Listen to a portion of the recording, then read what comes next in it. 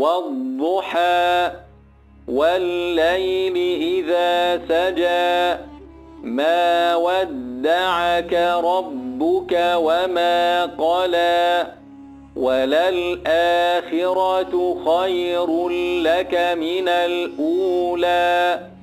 ولسوف يعطيك ربك فترضى ألم يجدك يتيما فآوى ووجدك ضالا فهدى ووجدك عائلا فأغنى